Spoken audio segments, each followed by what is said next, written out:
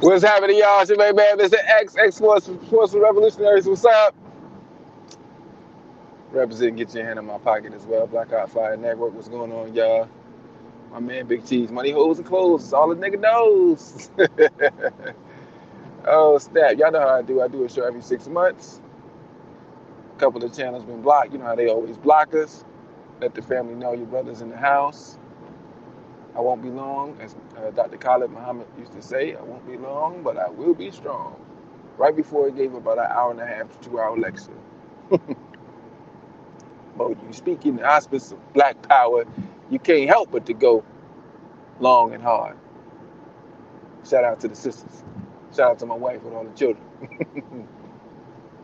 Yeah, I just did a long trip out here working, did a long trip. And I was nodding off and it's dark. And so your brother won't crash and burn and die. Don't want to go out like Teddy P. I believe Teddy P was killed like that. Right? He was out there in Philadelphia and he was doing this thing with his music. And them devils was upset all the wealth he had. They kept bleeding his brakes. And I suppose he didn't realize that the devils are bleeding your brakes. You probably shouldn't get fast cars or drive fast. But he was like, "Heck the hell with it." We had a lot of mysterious deaths in cars going real fast. So my wife would tell you, I don't drive fast. Like smooth jazz. I used to ride with my father back in the day. My father, they had a smooth jazz channel. He actually got it now. I got it on XM. Shout out to Bobby Brown. And he would listen to the jazz, and he drove with the jazz. It was the coolest thing ever. My dad is one of the coolest men I ever met. And he would drive real cool like. And so when I started driving, I mimicked his style. You know what? Even if I never drove with my father, I probably would drive the same way. You know what I mean? Driving, I believe, is an extension of your personality. If you psycho, crackhead, narcissistic bastard, then that's how you're gonna drive. uh, but I tell you how smooth I drive. My mother enjoys driving with me. So whenever your mother enjoys driving with you, you know you drive a particular type of way. That being said, shout out to the fam. A couple of the bigger channels I wasn't able to get on. So it's like 9, 10 channels we got. We got like 10 channels we got backup on. But what inspired me to go live was I seen the mansion. I know y'all seen the mansion, and it's a beautiful house. Man, it's just it does something to my spirit to see that Nish was there, and you know, I named my son Malcolm with the X at the end, and I did that purposely. And there's gonna be some trepidation and some pushback, but white supremacists breed more white supremacists to practice white supremacy. There's a Donald Trump Jr. I believe there's a David Duke Jr. There's actually a black David Duke Jr. that plays basketball, right? So it's a sports show as well. But I'm sure his family know who David Duke is, and he still has the name David Duke Jr. And most of those 40 and older know who David Duke is, and can't imagine why there's a black man with David Duke as his name. So if David Duke can have a black boy, and I don't think he has any affiliation or association with the Grand Wizard, Grand Master David Duke, KKK leader, former KKK leader. And you're not never a former KKK leader. Once a KKK leader, always a KKK leader. But if that can occur, right? And this Negro explains on there's no affiliation or connection with the white David Duke, whom is with the most terroristic white nationalist organization of black people that ever existed. I can name my son Malcolm, but Negroes have trepidation, and whether it be in our family or close friends, that's the point of doing it. Massive pressure, right? But the Chinese don't deal with that. The Chinese have children and say, you're going to be a doctor, you're going to be a lawyer, you're going to practice Chinese nationalism. The Arabs have their children, they tell them what formal education they're going to receive and what businesses they're going to run, and what they're going to do, and they do it. They may slide off a little bit and backslide, but they also always come back to the culture and to the family business and do what they're told. The reason why we have not, other than the scientific and the uh, esoteric reasons of not, fully awakening. We don't have children and give them a purpose to eliminate white supremacy. That your main edict is to be black in the face of white supremacy, in the face of white people, in the face of black people.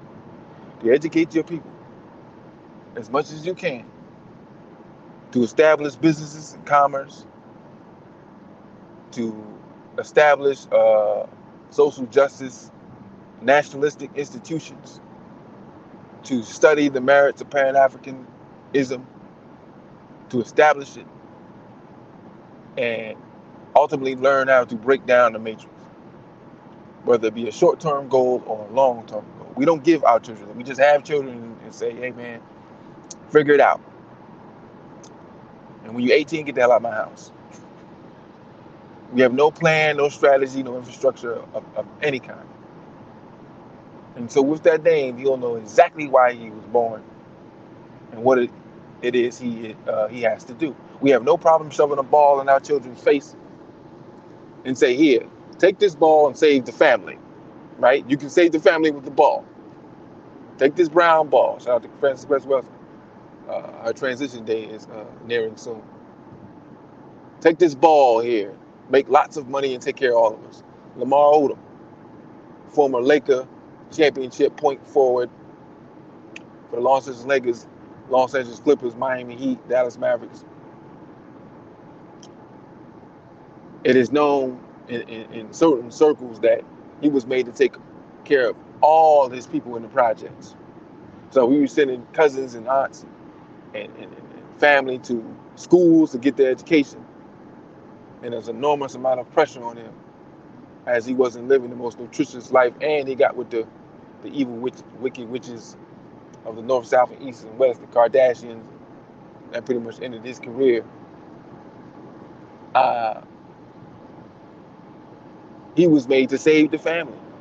And Ron Artest was doing the same thing. Many a Negro who were astute entertainers or very established NBA and NFL players were given the ball at a very young age. And it's told in a wonderful story by Spike Lee. He got game. Jesus Shuttlesworth was given the ball by his father, Jake, to save the family.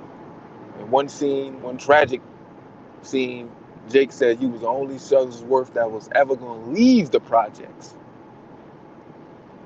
You see that? The edict we give, the best we give, is leave the projects, make something of yourself. Then when one entity does that, most times it's a black female, she never comes back, and when she does, she snubs her nose at the rest of her family, and the rest of her family calls her a black sheep. And the matriarch of the family is proud of her. The only backing she got, a legitimate Tyler Perry movie, Soul Food on steroids. And the matriarch is so very happy, and she smiles and, hey, baby, I'm so happy you came back. You look so good. Look at you. It's good money treating you. How they treating you up there in corporate America, you know?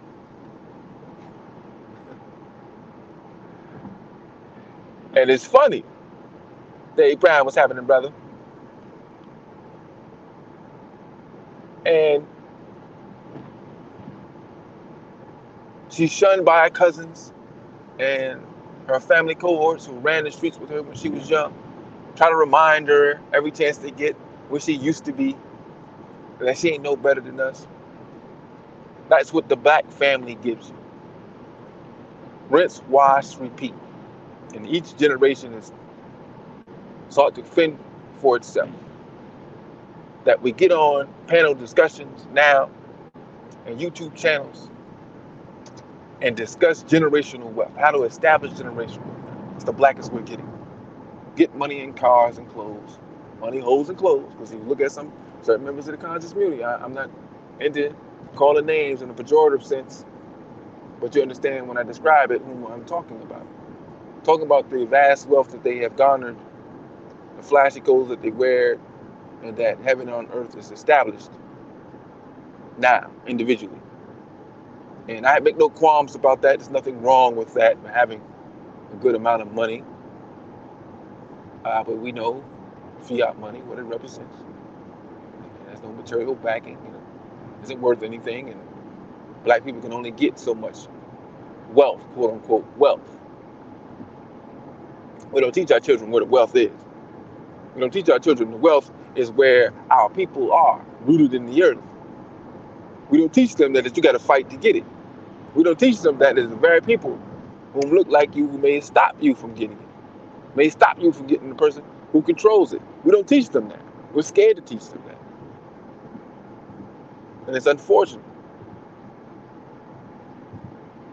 We have our barriers, we have our problems, we have our drawbacks, but it should not stop us. We should not use that as an excuse to continue to plan for the future and ultimately revolt against this dictatorial, genocidal,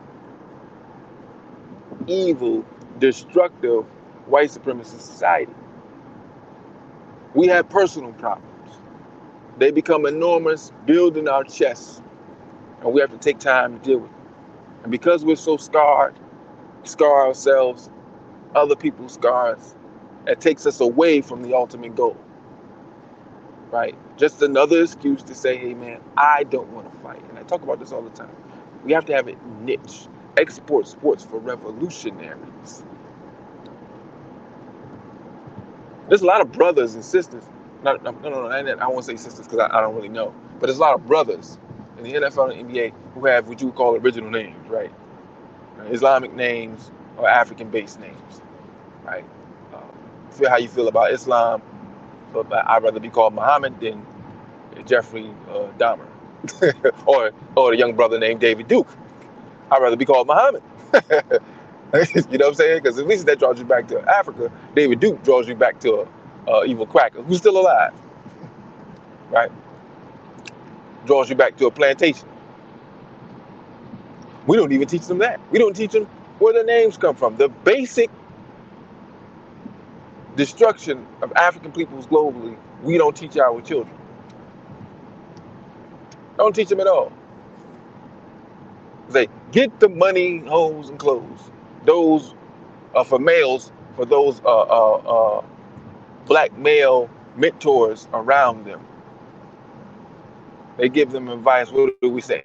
Go to college, get you an education, get you a job, and if we have a Negro in front of them with all the latest clothes, stuff like that, because it looks flashy, and our children would love to see that, right? I asked a child one time, I took him to dinner one time, and I said, apparently he wanted to make $100 million playing basketball, $100 million playing football, and he's sitting there talking to me right then. The boy was all of 75 pounds, 13 years old. I'm like, son, it ain't gonna happen. But okay, I'll humor you. Let's do this. If I were to give you a choice, son, to have your own shoe or wear LeBron James' shoe, what would you wear? And without hesitation, he said LeBron James' shoe. You see that? Because ultimately, we've been taught to wear the clothing of other people. Now, we know athletes are just the face of the entity because white folks have trained us to want and seek attention. You can have the large billboard in the city. You can have the commercial with you with the ball, dunking, flying, whatever you want. It features you. Now, the shoe that is created in your name is owned by us, and you get a small percentage of this money, but you don't see percentages because you don't read that far in the contract. You just get residual checks. You love it, and we say that's good business. The Negro economists will say that's good business. Now, but when you look at the percentages, you're less than 5%. Well, who gets the rest of the percentages? Because you have to take that 5% and then pay all the other people that are around you. They also give to you. And a white man gets 95%. Now, because you're not taught nationalism, you're thinking just yourself, and you're getting that check, and you're getting that money, and people will wear your shoes. Right? And so the child is taught, oh, I want that shoe. Not to create my own shoe, to have my name on it and own everything about it outright. because that would be power. Because now we have to think, well, where's this raw material coming from, right? Where is the shoe coming from? We know this is sweatshops where the darker people of the world make these shoes for 3 cents, and then they give us the shoes and they sell them for $300. All profit. So at least Stephon Marbury had the idea and foresight, hey, I'm gonna go to China, I'm gonna have my own shoe, or I'm gonna have a shoe here that's very affordable, and I'm gonna ball out. Because he knows in the black community, if you're wearing shoes, the player's name on it means something. Hey, it may not be Jordan, but hey, it's Marbury, it's Patrick Ewing. They are great players in the NBA. Okay, you can pass. See, that's niggas civilization right there. In the projects. That's how our children are interacting with one another. And so, to that mind, right? If I tell people my righteous son last name and they know who I am, they know how I am. Oh, maybe you shouldn't do that, man, because you're going to die. Nigga, we are dying now. Black people scared to death.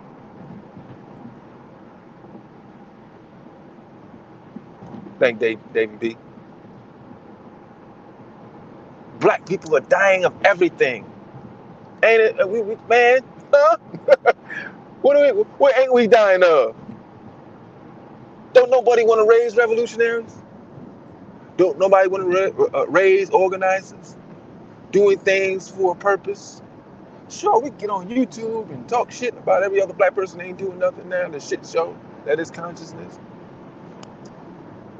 But there's no plan, there's no infrastructure. We allow our children to go amongst the world.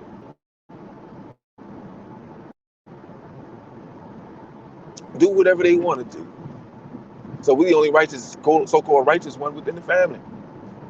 Now, we can't do nothing but our coon adult relatives, they already gone. Probably can't do nothing with their children, but you can do something with your own.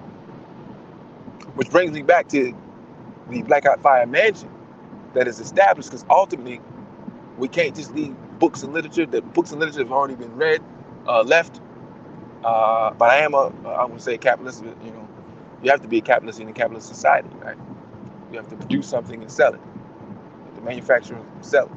You have to sell it and distribute it and sell it, right? You got to own it. You want 100% of the profits, right? You can be a sole proprietor, which is not going to change the wealth gap. Obviously, you need redistribution of wealth, right? Crackers are not going to give up anything that they stole from us. Understand, everything they got, they stole from us. Everything, every last fucking thing, they stole from us, right? You have a whole nation in China who now kind of comes over and sees what we like to do. They study black folks, take pictures of them, what niggas like doing. Let's get in the niggas conversation. Let's look at black Twitter. Let's find a black clubhouse. What's going there? What are niggas talking about? Ooh, there should be this. Ooh, there should be that. I wish don't we say that all the time? They would make something. We ain't talking about ourselves. We're not talking about us creating something. They create TikTok because niggas like attention. Turn on the video and start dancing. We got to dance a jig. And somebody's mama, black mama with a big old ass, get in front of the thing and dance and get millions of views. And that money goes to the nation that created said social platform. We're not interested in making a social platform, but even if we did, do we have the resources? Would black millionaires get together and say, hey, man, we're going to create a social platform, man, we want to make it popping, as they say. Well, white folks got to get in on this. If you're coming with a multi-million or multi-billion-dollar deal, white folks got to get on it. That's how it works. They knock on your door, hey, we want in on this. Meaning this is not going to happen unless you allow us to be a major contributor. We have to finance this thing. Because like I said about LeBron James, he has the face there of LeBron, just a strong brother. Shout out to him. He's playing very well right now. He's doing this thing right now with his bald ass head. We're not bald all the way. We got the bald spot right there. I see you, LeBron. I'm older than you. I got a full head of hair, brother. Afro. I look like Eldridge Cleaver. 40 years old. I got the Eldridge Cleaver popping. I still got my hair. But shout out to you. The entities behind him are white owned, white controlled, white operated. Now he's most social conscious black athlete, I would say, since Muhammad Ali. And I want y'all to understand what I said. The most socially conscious black athlete since Muhammad Ali. Since. Now, social consciousness and black revolutionary. He is not black revolutionary. He is social He is socially conscious. Two different things. Two different things. Muhammad Ali was a black revolutionary, right? But he loved his money. Ali loved his money. Cassius Clay Jr. He had white blood in him. Yeah. Neanderthal blood in him. That fucks with you. We deal with genetics all the time, brother. Keith and Zoe deal with the genetics all the time. You got Neanderthal in you. Hey, it's only so far you can go with your blackness. That Neanderthal gene gonna fuck with you. So, ooh, money. Ooh, money. But that picture I got of Muhammad Ali in the background with the thousands of Africans behind him, it speaks volumes, And ultimately, they don't want that. So, who's internationally known and can move the masses in a way that has to occur. You have enough martyrs, and the martyrs die, but the people don't move on the thought process of said martyr. We rebel for a while. Society cuts a deal. We get tired. We talked a few weeks, I won't say a few weeks ago, but a few days ago or a week ago about a basis of operations. We have to have a nation to go to where you have war dogs out fighting. Whether we are successful or defeated, there must be a nation home that we can come to, as opposed to constantly being on the run. The beauty of that once you get in the guerrilla warfare and you defeat it, you have somewhere you can get back to. But understand, we like the expendables out here. You end up being the expendables. Hey man, you get caught, you ain't connected to us. Here's the suicide pill, take that. Or take this bomb here, say assalamu alaikum a few times and blow up a building. I'm just talking right now. The entity and establishing institutions is the network is beginning to doing things on the continent, doing things away from white people. And at some point, I have to take my children away from this place, take them somewhere where we've got something established, we have an economic base, we have friendly people, so that we can go to a culture that permeates blackness. And they must be around it every day. The unfortunate thing about raising my children in this society is they have to look at white folks. Damn eyes can't dilate. You can't get away from white folks. They make sure that you see them every single goddamn day. And black children are loving children. We are loving people. We are peaceful people, as Malcolm X said. We are loving people and we are peaceful people. We become what we are through socialization and living in a construct that does not benefit us. And so that being said, the children who don't see color just go amongst each other and play. And so I have to stay away from areas with a large amount of white folks, which is very difficult to do in upstate New York. Or I'm in the hood doing my work, and so I'm bringing my children in the hood with the young people I'm trying to rebuild. But I do not want my children around very long. Because I remember when I was 6, 7, 8 years old, I remember that far, and I was a bastard. I was a bastard because I lived in the projects. A literal bastard and a figurative bastard. Cursed everybody out. Little disrespectful, got beaten every day. Half of the time, I probably deserved it. I had I won't say a fault now, but an argument with my mother where I told her, well, she told me you deserved it.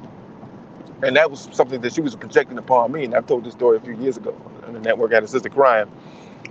That because her life was so poisoned and damaged, she projected it onto me, which damn near destroyed me. But that's the environment we're living in white America. Black people can only destroy themselves in white America. That's what America is built upon. The death and destruction of black people, the destruction of black civilization. That's why it's a Bible. Keep mentioning this all the time. I mention it as well. That we should have that book because it shows and details and describes the destruction of our people. Ancient dynasties destroyed by crackers who sat and watched and thought and strategized on destroying us. And we sitting there not understanding or believing that a people could think or act or behave in that way, because it was beyond us, and we still suffer from that. You still can't get around a group of black people and talk bad about white folks. That chip I talk about all the time, that chip will click on and hey. White people say we gotta stop blaming white people all the time. Look, we can't blame white people for all our problems. Okay, I'm tired of y'all talking about white people. It's not white people. Look, I just gotta be honest. It's us. There's always a Negro who jumps up when we try to get to the root of our problem. I gotta be honest. It's us. We are people. Man, we did this one time. We celebrating most honorable Elijah Muhammad, Savior's Day. I understand how people on the channel feel about that, but whenever I can talk black, I go. I'm going. And I'm gonna talk black. And so a sister before me got up and explained, I gotta be honest, this is ourselves. And I'll never go up and talk behind somebody and kind of get at what they said. That's not my thing, because I hate when people do that to me, right? You come with a nationalistic perspective, and they, like Malcolm said, they get some old Negro, some old gullible Negro to undercut what you said, water it down, make people feel comfortable and shit. I've had it done. It's fucking, oh man, it's enraging. But she said that, and that's a pet peeve of mine. Oh my God, this is ourselves. We are acting like you're doing. We just okay, lady. Okay, thank you very much. Give up the mic. I believe it's my turn. Let me get that mic up off you. Let me set this record straight. Because you didn't put yourself in this position, huh? You didn't have fake Negro puppet leadership who said these are the things that we need. We don't need human rights. We don't need resources. We don't need land. We don't need ownership and power. We need jobs. We need to integrate with white people. We need to go to school with white peoples. That's what we need. We don't know. Mr. Muhammad wrong. You don't need the separation. You don't need states and stuff. You don't need to turn on the gas and have water to turn on and create things and profit from it. You don't need to do that. You need to have your own names, your own culture. You don't need the artifacts back that were stolen from you. We need jobs. We need to work for white peoples. We want to go through the front door and sit down and have a cup of coffee. James Farmer, coon ass, may he rest in shit. We want a cup of coffee. It's dignity. I'm a dignified Negro when I have coffee and I'm sitting next to you. And make sure you sit next to me right there, and you fart one of them heavily white farts, so I can smell it and laugh at the fart and eat my little donut and have my coffee with you. That's what I wanted. I wanted to go to your shopping centers because they're so large. Brother Carl Anderson talked about the affirmative action program that he set apart, that the desegregation was about the exchange of resources. We want the same resources the devils got so we can operate our schools the same way. We don't want your old ass history books and math books. We want our own books. We want our own books. We have our own books? No, because the inferior race, once they're on top, they're gonna make sure that they stay on top, and they're not gonna empower you. So they're gonna treat you like they did on the plantation. After everybody eats in the dog too, then we'll feed you. So that you know your place, nigga. So once I exclaimed all those different things, and I was gonna put that up because we recorded it, and I was gonna put that up on the channel, but I was unable to do it. But once it's time to get down to the motherfucker who set us up like this, we get nervous. We get scared. Sally and Allison and them, who I hung out with and I go to work with, they gonna be mad at me if I agree upon what this man is saying. So I can't have that. I told the story before about Malcolm X Park. We established Malcolm X Park 3 years ago, and I was working for the man at the time, and I was going only to black people, and I had this little sheet that we were gonna take to the local government, and I was gonna have at least 200 or 300 signatures before I brought it there, and I would take it to trusted entities who I presume to be trusted in the offices. I ain't talked to all the black people, but I talked to them enough for them to know who I was and what I stood for. So a few of them, I just go up to them and say, Park Malcolm X. They're like, I got you. And they would sign the name. But one scary Negro happened to know my father, right? Strange, these Christians. They see me, I'm a split image of my dad, so they saw me and like, hey, you look like you're doing such and such. That's my father. Oh my God, that's your father, you know, all that stuff. And that's how it's supposed to be, man. You do enough good in the world, when someone sees your children and they see you and them, they brighten up. Oh, I love you. I've had this happen. Oh, I love your father, and they treat you, now they treat you differently. Complete and utter assholes. Found out who my father was, treated me like I was royalty. And I tell my wife all the time, you know, that's what we have to do. Unless it's from a nationalistic standpoint. If they start, that's because my political beliefs. Not that I was a bad person, but I fought for black people. I fought for your ignorant ass. He's saying all that stuff about white people's. Well, what about all the stuff he said about black and what we could do and what we need to do and all the assistance that he gave people and try to help their businesses and, you know, put them out there and set up events and show their talents, even the children, read to the children, get them to understand who they are and when they grow up to create an economic base amongst one another. What about all that stuff? I just heard all the stuff he said about black people or white peoples. I don't like that. I don't like that. My auntie white, my girlfriend white, my sister white. Ain't a nigga around the world that ain't got some type of white relative. We all do.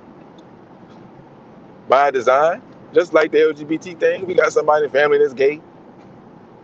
That don't mean we got to like it. Hey, motherfucker, I ain't gay. I ain't gay. I ain't digging it. And so, you know, you want to be around my children? Keep it funky, man. Hey, it is what it is. But again, Janet, what it is. But again, to have something like that set up, why would you drive right next to me? I can't stand in a black ass car. It's dark as hell, black ass car. He just driving next to me. I'm trying to go into the middle lane. God damn, white people, man, I swear. But anyway, so to have those things established, to try to build from there, and so that people from the network will eventually move there or vacation there. We set up a little oasis of blackness. You know what I'm saying? And we just continue to build. We have our little school. We built a school there, and then we showing the people, hey, we are establishing something legitimate here. You know what I mean? Whether we want to take shots or not, hey, you know, that's you know, whatever, with all that stuff. It's here. It's there. You've seen it.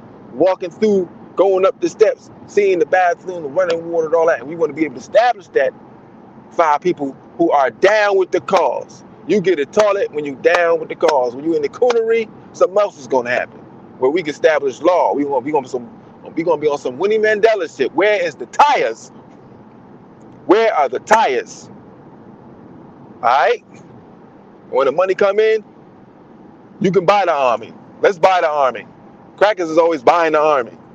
They want to establish, or they see a resources in the African nation that they want, and the standing president doesn't want to play ball. Oh, you don't want to take the shots. Oh, okay, all right. By the way, where's your first lieutenant? We'd like to talk to him. I just heard he just, I just want to talk to him. I just heard he just does an excellent job for your nation. Under great leadership, no doubt. So I just want to have a conversation. Hey, Mfundala, I understand that you have some disagreements with the president. Yes, we disagree on some things, and I have expressed this slightly. As the president is not a man that you can go in front of and just uh, kind of quiet with my thoughts and things like that. And I mean, I don't like it, and some of the other soldiers feel this. Oh, they do. But we like to hear what it is that disagree about, because we're open here. I mean, we are a democracy here in America, so we allow the people to express themselves, and if they disagree with how we're doing things, we're an open door. We're just an open door, and so yeah, we just want to talk to you. Well, yes, I think that that the resources that you would bring with the vaccines and this everything would help us in the long run. And I think that that's a good idea, and he just doesn't seem to budge on that matter. So, well, isn't that interesting? Well, this is what we can do. You like to be wealthy? Do you like money? Oh yes, I enjoy it. I enjoy uh, cars and money and women, just like any other man. Well, we can give those things to you. We just need a. We can't find a motherfucker who could be down to the end at all because of that Miss, conversation right there. Mr. X, Mr. X, let me say something, man. You put it all on the wrong channels. Why you got nobody in here looking at you? You gotta redo it, man. You're on the wrong channels. You Except cut for out. yours, you're on the wrong channels. Can you hear me? Not. You starting to cut out. All right, I can hear you now. Go ahead. Oh, I'm saying you're all on the wrong channels. That's why nobody's in here. You put all this shit up on the small ass channels where nobody's. Those are all Yeah, I backup was trying channels the you bigger put them. channels. I was trying the channels that you was talking about. They wouldn't let me go on. They were saying I couldn't Oh, okay, at the different channels, and they was like, you can't stream. So I just found these just to go live. But yeah, the one you okay. talk All about right, far you right, got it then. they wouldn't let me go All on. right, Yeah. all right.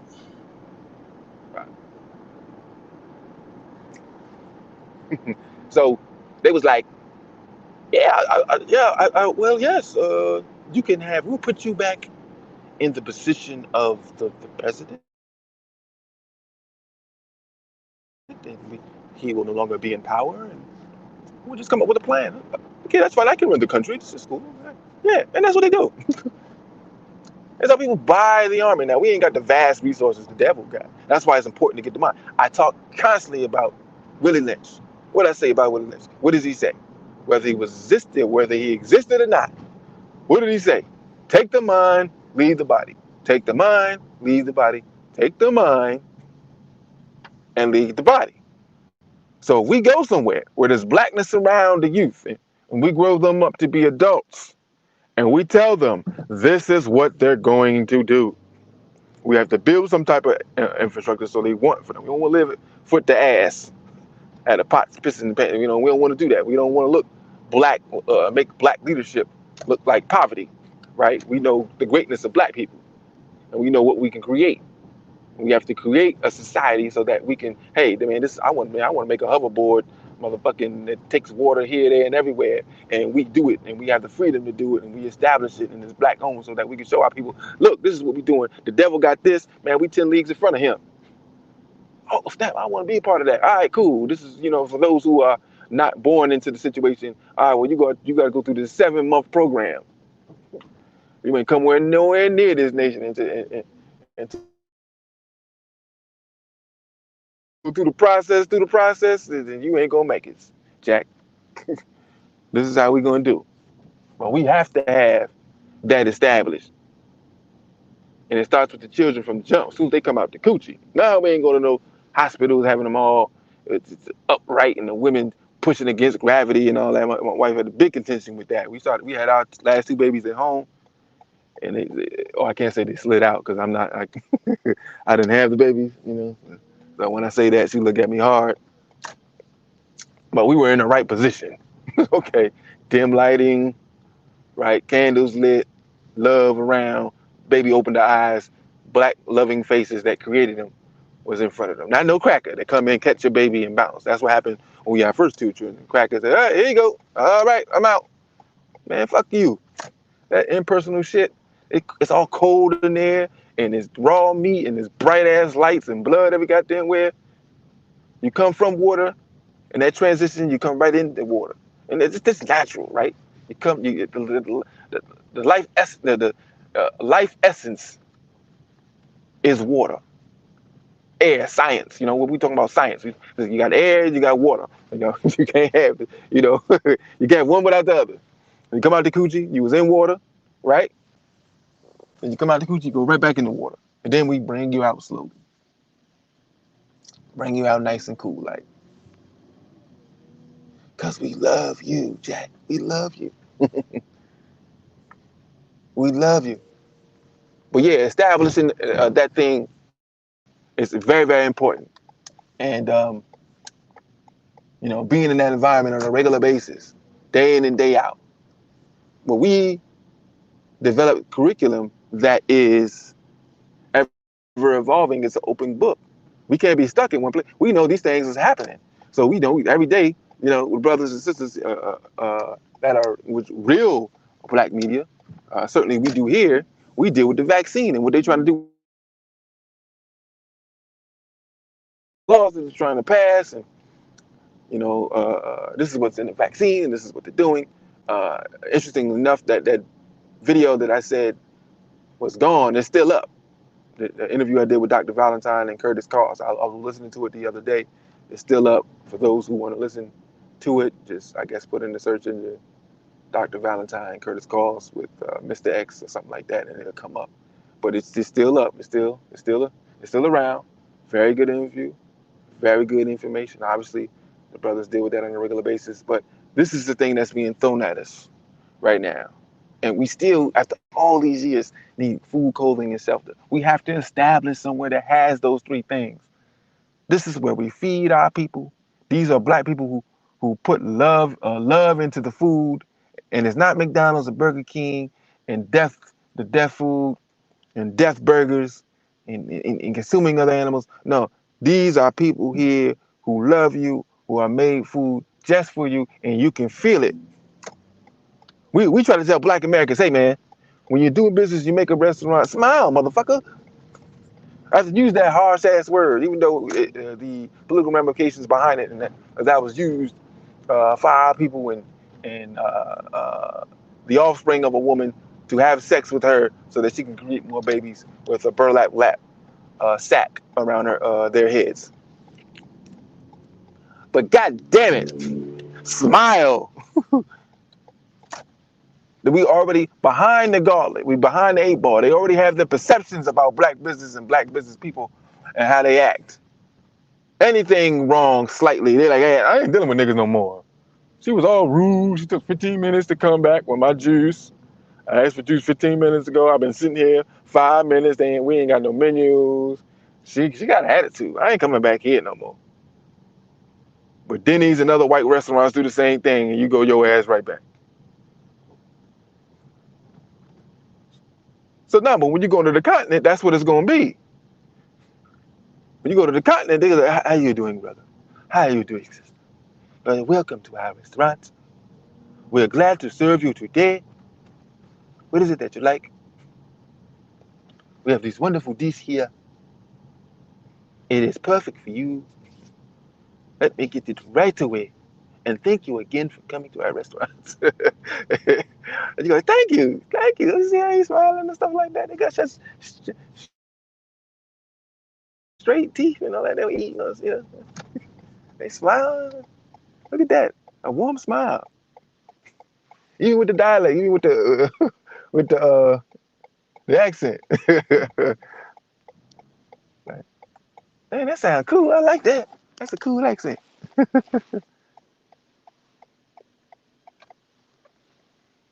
But yeah, to Malcolm X talked about,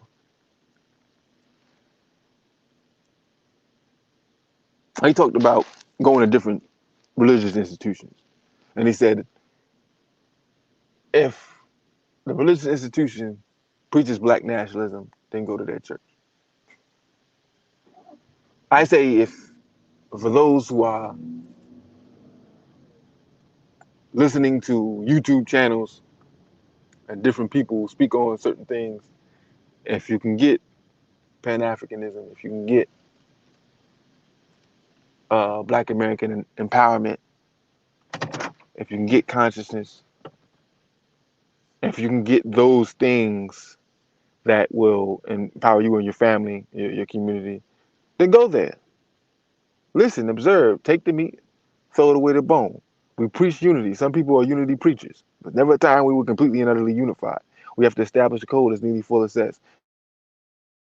Establish a code, abide by that code. All right? We're not going to embrace white capitalism.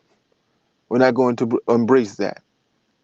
And what I mean by that is you got two people in the room or three people in the room. You got a white person, you got a black person, another person that's going to in a possible business transaction.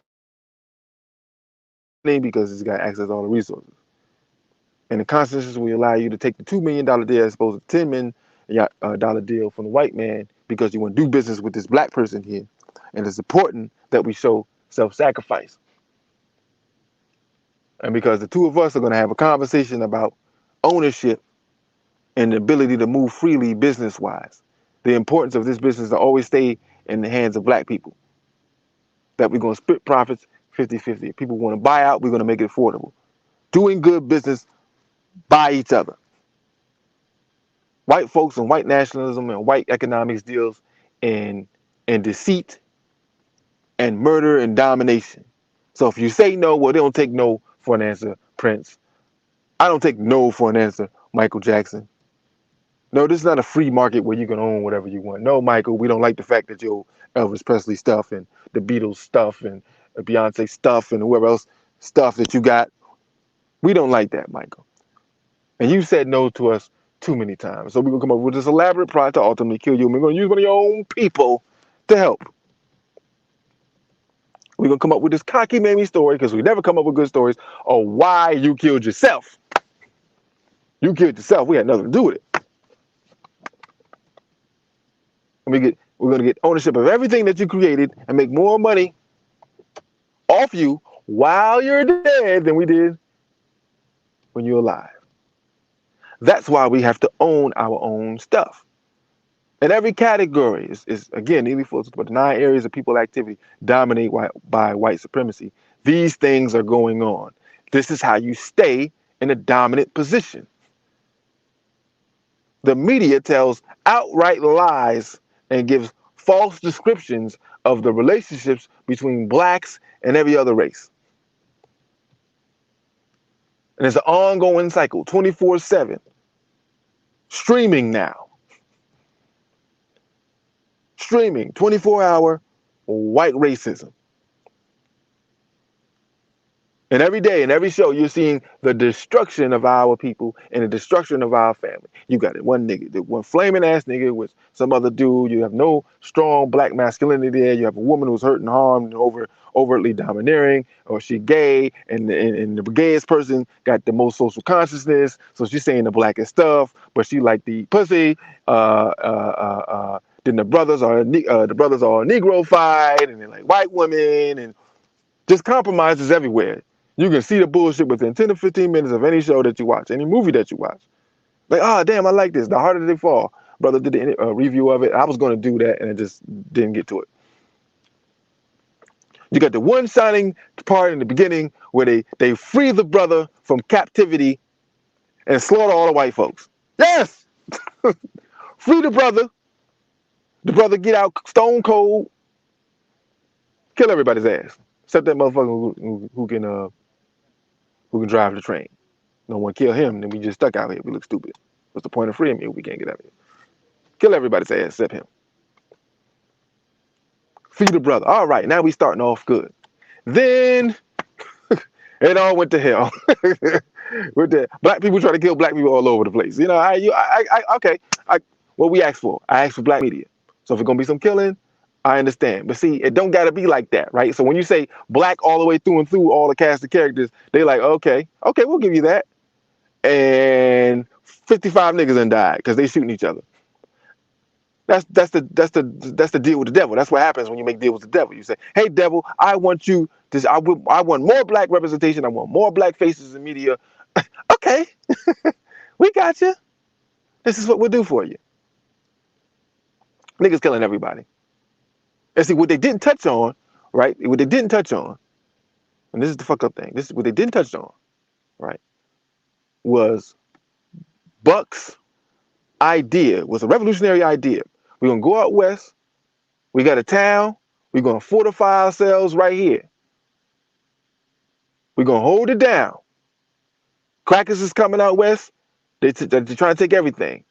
We're gonna have at least one thing here. This town right here is gonna be black for generations. Just rock with me. That's what he was trying to do. Terrible Trudy was like, I'm with you on this. All right? We're gonna put our fork, we're gonna boom. This is it. This is what we have here. Nigga, listen, understand me. Come over this motherfucker. We ain't selling shit. All this shit here is ours. right? But they got to fuck it up and take, just like they did Killmonger, right? Killmonger, like, nigga, fuck this. We getting these weaponry. We freeing everybody. Fuck all this shit. Tomorrow, nigga. I whooped his ass. I'm on the throne. Tomorrow, we going to war with every motherfucking body.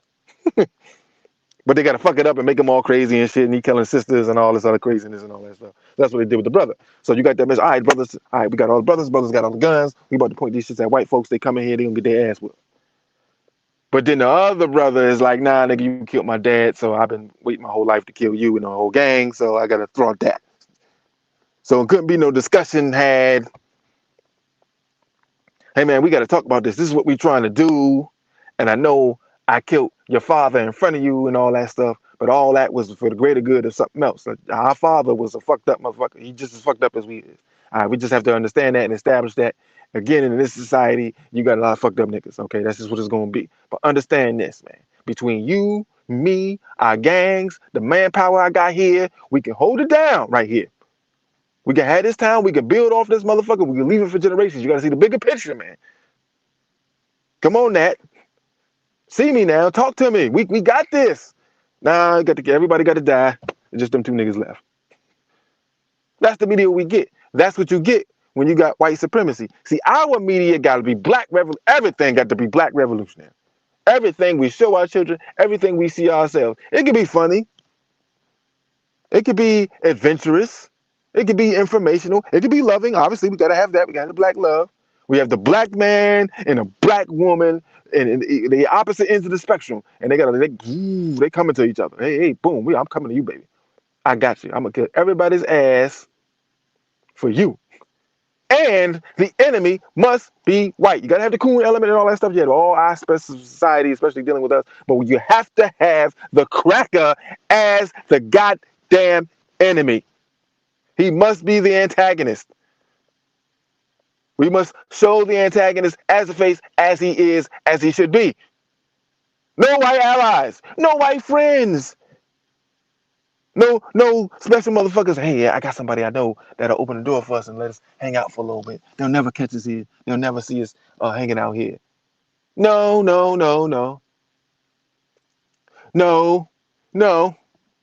not got. No, we ain't. Figure Rosewood. Y'all remember Rosewood, right?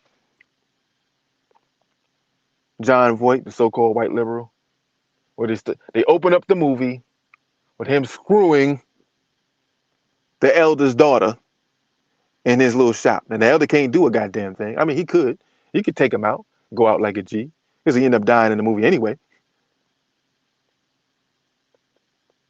But he's put in a position where he feels he can't do nothing. They may boil him and his whole family if he does something. So he has to sit there and know that this white man is ravaging his daughter almost every day. And because the story is being told, you can't really tell if she like it or not. She just gets screwed. And midway through the movie, when the whole shit go down and they just killing every nigga they see, guess who has the open door of liberalism to hide Negroes? That's right, John Voight. We're not telling any stories about that.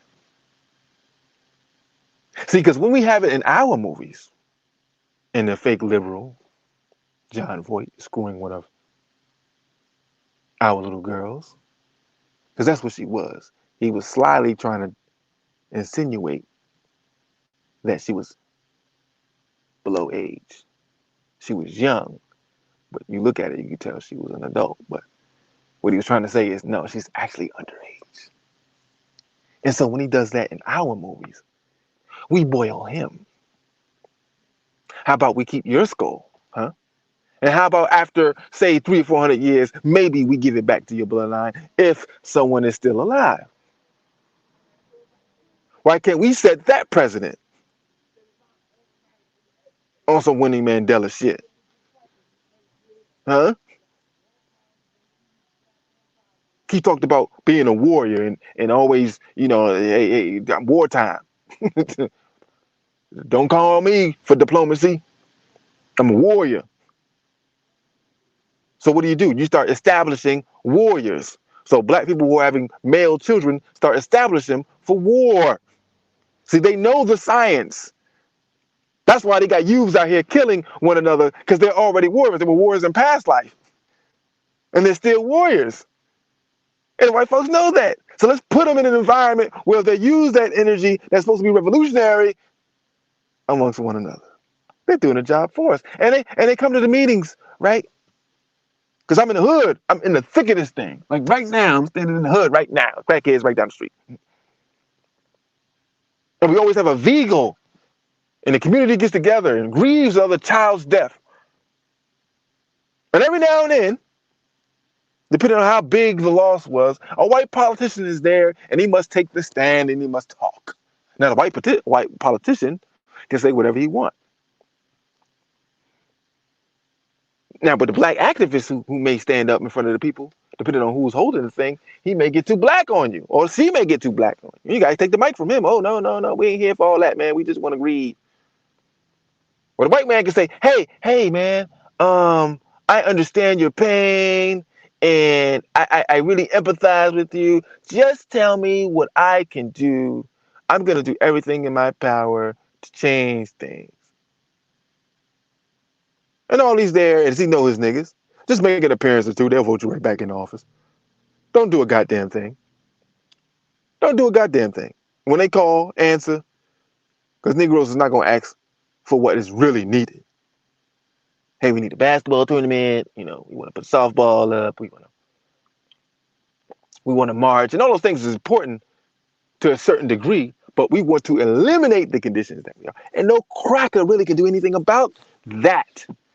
Being in the seat of power, his constituents, who are also white supremacists, don't want to have nothing to do with saving niggas.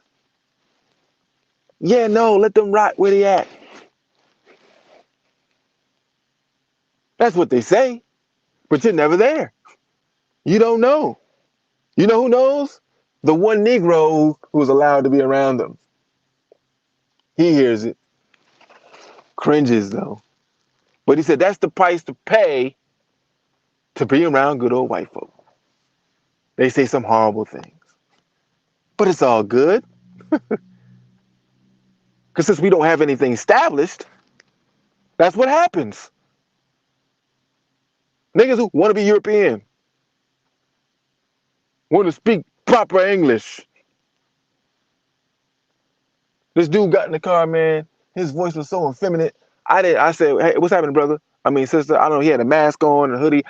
I still don't know if this was, but even the name was kind of unisex. I still don't know if it was a man or a woman. And I'm like Eddie Murphy. And what's it called? What was it called? What's that movie? Beverly Hills Cop. Hey man, don't put your banana in my tailpipe. You said, don't put the banana. We're not falling for the banana in the tailpipe. It's supposed to come out natural, brother. You've been around this guy too long. Put the banana in the tailpipe. That's how motherfuckers be acting around this mother. And banana in my tailpipe. Acting like bananas in my tailpipe. Okay, but you can't do it because we're supposed to. The white man said for me to follow you, and so I have to follow you. But I can't get along with you because you're a problem. You're trying to solve shit or whatever. So yeah, I like bananas, but not your banana. I mean, you actually are pretty cute. So maybe we can talk later. But nah, brother, we don't do that. See the force and the power and the soul I'm coming with the voice here? Nah, brother, we don't do bananas in the tailpipes, okay? Huh? Get you with a sister now. That's where we supposed to go. That's where we supposed to enter. We supposed to enter the gates of heaven. All right. What you talking about is hell. Hell, nigga. I'm talking about hell. You talking about the white man's anus. This is what Nigga Full and Dr. Francis West talked about. We're gonna replace the black vagina with the white male anus. Banana in the tailpipe. Symbolism, y'all. Stay with me. Symbolism. They put it in the movies. Banana in the tailpipe. What's in the tailpipe? What's a banana? Huh? Symbolism. We're going to take the black, beautiful vagina away. That's life. That's empowerment. That's heaven. Ain't no heaven, ain't no black women around there. Hey, man, there's a heaven here, but ain't no women here. I'm going to hell then. I'm not staying here. No, that ain't heaven. No, ain't no sisters here. That's not heaven, sir. I don't know what you're talking about. I don't understand why you would say some shit like that.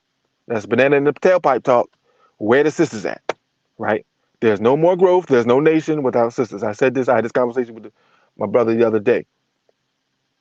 I said, when God gives up on us, when the all gives up on us, the everlasting energy says, you niggas, I'm not through with y'all. He's going to take the black man's interests away from his own woman. So we can get nationalists as you want to, man. We can build empires and superstructures and all that stuff. White people will see it. They study us 24/7. We don't look at white folks like that in terms of studying them for strategy and tactics. But they do that with us. And they'll say, oh, the brothers are not messing with the sisters. Really? And they'll do the experiment and they'll see and they'll look and they'll be like, well, that's when we'll get reparations. That's when we'll get reparations. They'll get a 10-year study. Yo, black men are not touching black women.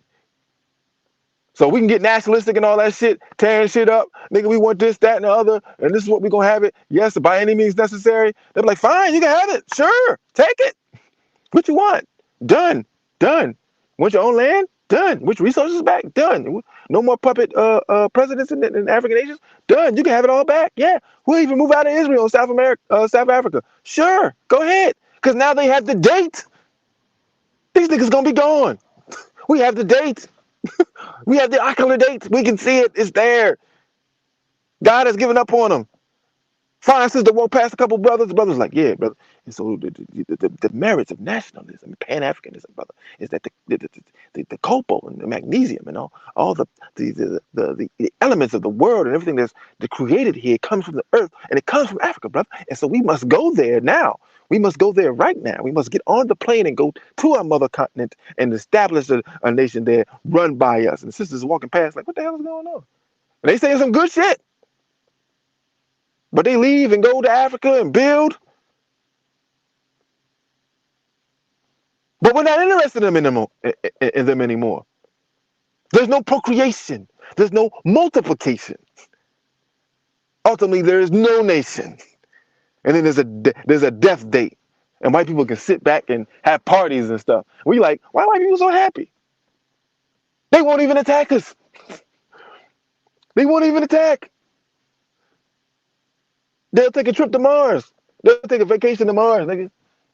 Look, y'all, black people ain't fucking with each other no more. We going to Mars to party. We going to Mars to party. The brothers don't want the sisters no more.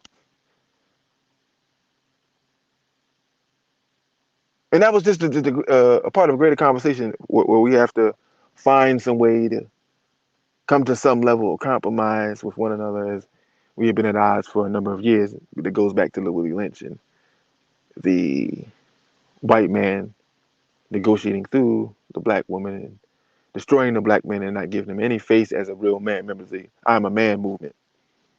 Took on boy, you're a boy, you're a boy. You're a boy, you got the crib. Francis Grace Wilson, you got the crib, you got the boy, you got the man, and you got the mama. Which one is the black man? He can be anything but the man. So yeah, you can go to the crib and you can call your lady mama, right? You can go back home to your mama. You can call your lady baby. You could be called baby, but you can't be called the man. Because when you got an argument back in those days when she wrote the ISIS papers, and you got an argument and they got to fisticuffs and they got physical, right? We have to be honest with ourselves. It still is.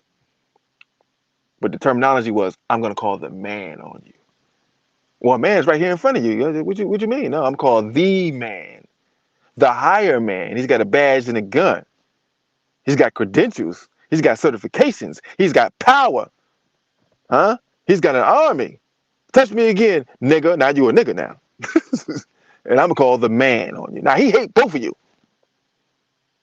And he's coming to houses, thousands of black homes, kicked down the door, killed the whole family. Generations of it. But yet she feels the only solution to her problem right then and there, because the discussion had turned into an argument and it got too much and it got too physical and it got too riled up, too emotional. She's got to call the man to solve our problems. See, we've been programmed to think, hey, white folks are going to solve our problems. There's a problem and there's a solution, right? See, we think we're the problem and and they're the solution. or there is no solution. No, we're problems to one another because we were made of problems to one another, but the solution is within us. And it's very difficult because we've not been taught that to get along. There's a term that they give it, crisis intervention, something to that effect, where I'm forgetting the term is escaping me, but just having an issue, then dealing with the issue amongst one another, people being skilled and trained in doing those things. We need to come up with an amicable solution amongst ourselves so we can deal with the ultimate problem. We have to make some concessions with one another. We have to have some very real and difficult discussions.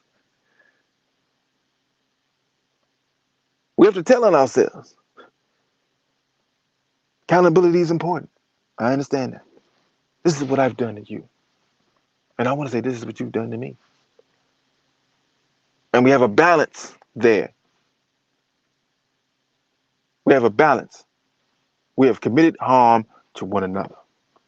Now, how do we create an environment where that no longer happens?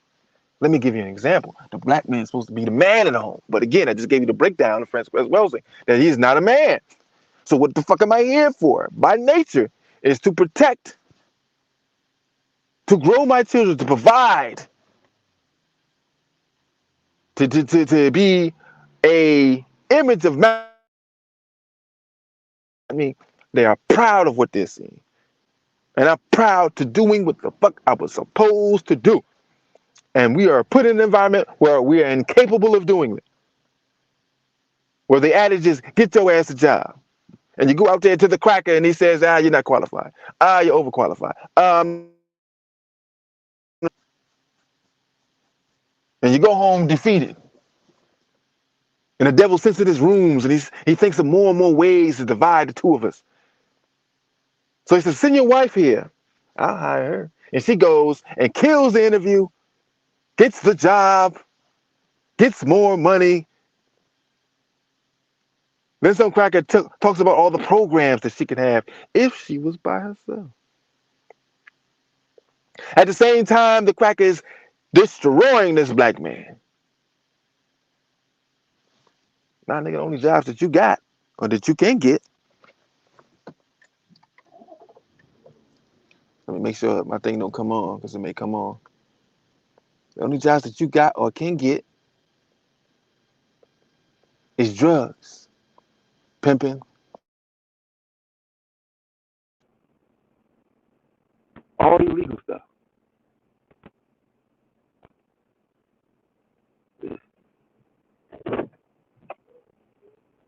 All the illegal stuff.